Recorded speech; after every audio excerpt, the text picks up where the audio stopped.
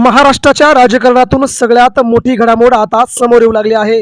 रोहित पवार यांनी अजित पवार यांच्या मृत्यू प्रकरणी रान उठवल्याच्या नंतर आता संपूर्ण पवार कुटुंबीय आता मात्र दोन नेत्यांवरती संशयाच्या फेऱ्यामध्ये अडकले आहे. ते दोन नेते महाराष्ट्राच्या राजकारणातून मित्रांनो रोहित पवारांनी संशय घेतल्याच्या नंतर जय पवार आणि सुनेत्रा पवार यांनी देखील आता संशयाची सुई तिकडे वळवली आहे. म्हणून आता या दोन नेत्यांचा राजकीय खेळ खल्लास करण्याची किमया आता होणार का, याकडे सगळ्यांचं लक्ष लागलं असतानाच आता राष्ट्रवादीचे 41 आमदार शरद पवारांच्या छत्रछायेकडे येणार, ही सगळ्यात मोठी अपडेट आता आपल्यापर्यंत पोहोचते.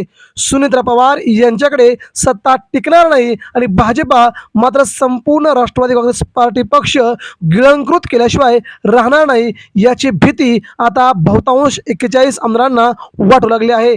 एक दोन आमदार वगळता सर्वच्या सर्व आमदार शरद पवारांच्या छत्रछायेखाली आता यायला सुरुवात झाली आहे आणि त्यातूनच जय पवार बोलायला लागले म्हणजे आता संपूर्ण दादांच्या कुटुंबियांनाच या दोन नेत्यांवरती संशय येण्यास सुरुवात झाली आहे. पटेल आणि तटकरे यांनी घेतलेल्या भूमिका संशयास्पद आहेत. ज्यावेळेस अजितदादा पवार यांचा अपघात झाला त्यावेळेस मात्र या नेत्यांनी लागलीच 2 दिवसामध्ये सुनेत्रा वहिनींना उपमुख्यमंत्रीपदाची शपथ घ्यायला लावली. इथूनच संशय बळावला आणि तिथूनच महाराष्ट्राच्या राजकारणामध्ये आमदारांनी देखील या दोन नेत्यांवरती विश्वास कसा ठेवायचा अशी चर्चा सुरू केली. आता जय पवार बोलतायत किंवा ब्लॅक बॉक्स जळाला हा घातपात आहे असे म्हणाले तेव्हा पटेल तटकरे बोललेच पाहिजे, त्यांनी त्यावरती आपलं विधान केलं पाहिजे. कारण की जेव्हा रोहित पवार बोलतात तेव्हा पटेल आणि तटकरे म्हणतात की हे राजकारण चालू आहे, परंतु आता स्वतः अजित पवारांचा मुलगा जर यावरती आपलं भाष्य करत असेल की ब्लॅक बॉक्स जळाला म्हणजे इथे काहीतरी काळं बिळ आहे असं जर म्हणत असेल तर पवार यांच्या मृत्यू प्रकरणी पटेल तटकरे यांनी आपली बाजू मांडली पाहिजे, ही देखील तेवढीच महत्वाची बाब आहे. अजित पवारांच्या विमान अपघाताप्रकरणी सीसीटीव्ही फुटेज द्यायला कोणीही तयार नाहीत. मग प्रश्न फडणवीस, शिंदे, पटेल, तटकरे यांना विचारला पाहिजे. कारण की रोहित पवार राजकारण करतात, जय पवार बोलले ते सगळं खोटं आहे का, या सगळ्या बाबीवरती या दोन नेत्यांनी आपलं भाष्य केलं पाहिजे. आता नव्हे तर आता सुनेत्रा वहिनी देखील यावरती संशय व्यक्त करू लागलेत. मेन राजकारण पटेल तटकरे यांच्या भोवती फिरत आहे. कारण की महाराष्ट्राच्या राजकारणामध्ये दादांचा मृत्यू झाल्याच्या नंतर या दोन नेत्यांनी राष्ट्रवादी काँग्रेस पार्टीची जी सूत्र आपल्या हातात घेतली ती मात्र बघताना संपूर्ण महाराष्ट्र यांच्याकडे संशयाच्या भूमिकेतून बघत होता. म्हणूनच अजित पवारांचे सगळेच्या सगळे आमदार टेन्शनमध्ये आहेत की या दोन नेत्यांनी जर पक्ष ताब्यात घेतला तर मात्र पक्ष कुठे टिकणारच नाही अशी भीती आमदारांना वाटू लागली. म्हणूनच काही आमदार जवळजवळ 41 पैकी 40च्या आसपास आमदार शरद पवारांच्या नेतृत्वाकडे आता बघू लागले आहेत. सगळे आमदार शरद पवारांकडे का जाणार आहेत, याच्या काही गोष्टी आहेत. 5 महत्वाची कारणं आहेत मित्रांनो. ती कारणं कोणती? आता आमदार यांचा पटेल तटकरे यांच्यावरती संशय आहे, त्यांच्यावरती आता विश्वास राहिला नाही. अजित पवार गेल्याच्या नंतर या दोन नेत्यांची पक्षातून हकालपट्टी व्हावी, यांचं राजकारण बंद करावं, यांना बाजूला सारावं अशी मागणी काही आमदारांनी शरद पवार यांच्याकडे केल्याची धक्कादायक माहिती आता समोर येत आहे. त्यामुळे सगळे आमदार शरद पवारांकडे जाणार, याची 5 महत्वाची कारणं आहेत. पहिलं कारण मित्रांनो आहे ते म्हणजे रोहित पवार यांनी निर्माण केलेला संशय.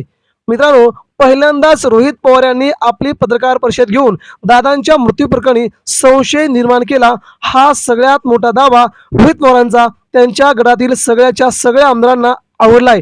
जरी रोहित पवार शरद पवार यांच्या पक्षाचे आमदार असले तर देखील दादांच्या मृत्यू प्रकरणी रोहित पवार ज्या तडकाफडकीने विषय मांडतात हे सगळे विषय अजित पवारांच्या गटातील सगळ्याच्या सगळ्या आमदारांना आवडले आहेत. पटेल यांचा फोन काय येतो आणि दादा गाडीच्या ऐवजी विमानाने प्रवास करतात. संध्याकाळी 6ला दादा पुण्याला येणार होते, मात्र संध्याकाळी 8 नंतरच ती सगळी प्रकरणं बदलली गेली आणि दादांनी सकाळी विमानाने प्रवास केला. या सगळ्या घडामोडी आता सगळ्यांसमोर आहेत. त्यामुळे पटेल आणि तटकरे यांच्यावरती आमदारांचा विश्वास राहिला नाही असं काही आमदारांचं थेट म्हणणं येत आहे. हे पहिलं कारण. दुसरं कारण म्हणजे विलिनीकरणाला विरोध. आता अजित दादा गेल्याच्या नंतर वहिनींना पक्ष तेवढा सांभाळता येईल का, ही सध्या भाबडी आशा आमदारांना राहिली आहे. कारण की जर वहिनींनी जर पक्ष व्यवस्थित सांभाळला नाही तर भाजपा अख्खा राष्ट्रवादी पक्ष गिळंकृत करेल, सगळ्या आमदारांना आपल्याकडे प्रवेश करून घेईल. तेव्हा राष्ट्रवादीच्या आमदारांना ही महत्वाची भीती आहे की जर असं पुढे घडलं तर पवार तटकरे यांच्याकडे जर पक्ष गेला तर मात्र आपलं राजकारण कायमचं बदलून जाईल. स्वतःचं राजकारण पुढे करण्यासाठी हे दोन नेते पुढे येतील तेव्हा आपलं काय, आज हा विश्वास सध्या आमदारांना राहिला नाही. तिसरं कारण म्हणजे भाजप गिळंकृत करेल याची भीती आहे.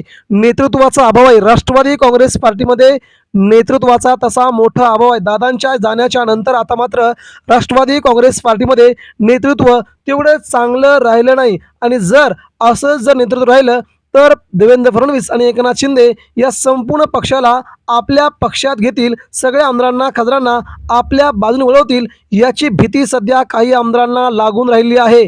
त्यामुळे भाजप गिळंकृत करण्याच्या अगोदर शरदचंद्र पवार यांच्या छत्रछायाखाली आपण जाणं आणि ते राहणं हे आमदारांना आता बरोबर वाटतंय.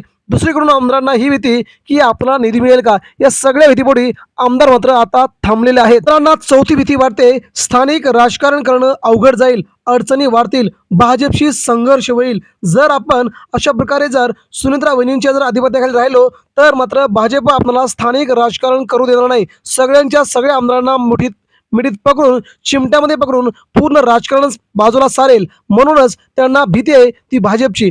पाचवा मुद्दा त्यांना असं वाटतोय, अजितदादांचे भाजपवरील टीकास्त्र. पुण्यामध्ये अजित पवार यांनी भाजपवरती जोरदार टीका केली होती आणि शरद पवार हेच आमचे खरे जवळचे आहेत असं सांगण्याचा प्रयत्न दादांनी केला होता. त्यामुळे आगामी काळामध्ये शरद पवार यांच्यासोबत जाणं हे आपलं बरं पडेल असं आमदारांना वाटतंय. मूळ घराकडे परत येणं हा भाजपपेक्षा खूप मोठा चांगला कर असल्याचं बऱ्याच आमदारांना वाटतंय. त्यामुळे आगामी काळामध्ये अजित पवार यांच्या जाण्याच्या नंतर शरद पवार यांचं नेतृत्व खूप चांगले असं आमदारांना वाटणं साहजिकच आहे. याबद्दल आपल्या प्रतिक्रिया द्या. धन्यवाद.